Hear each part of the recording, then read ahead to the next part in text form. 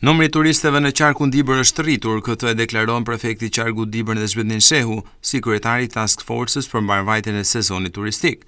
Ajo që sipas tij është më e rëndësishme në këtë sezon është ofrimi i shërbimit shëndetësor parësor në qendrat shëndetësore ku ka më shumë fluks lëvizje.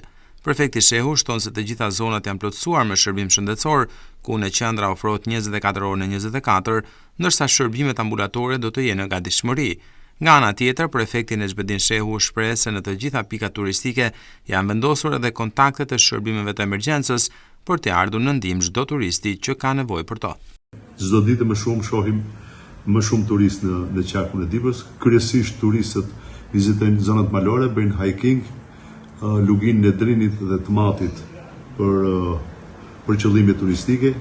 Janë me qindra e mira turistë çdo ditë që vizitojnë Dibrën. Unë para 3-4 ditësh kemi patur javën e kaluar, në fund të javën e kaluar, kemi pas një takim me Task Force-ën e ngritur sipas vendimit të qeverisë për sezonin turistik, si gjithë qarqet tjera në qarkun Dibër.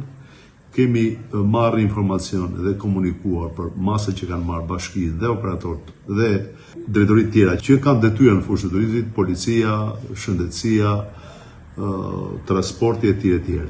Në masën përgjithësi janë marrë të mira, edhe po i përgjigjen ritmeve të shtuara të turizmit. Në fushën e nxehtësisë, siç pyetët, ka shërbime 24 orë në përqendrat shëndetësore, pjesën më të madhe qendrës ku ka flukse. Kemi në zonat thella, meqense ka edhe hiking, ku kemi stane, njësitë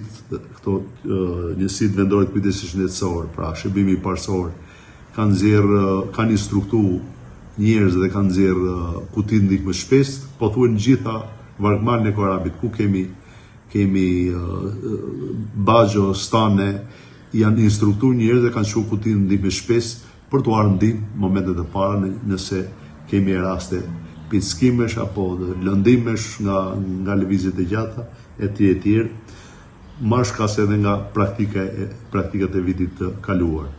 Po kështu masa janë marrë edhe me afishimin e numrave të telefonave për t'u ardhur ndihmë turistëve. Nuk kemi shqetësime deri në këtë momente, gjithçka po sipas parashikimeve.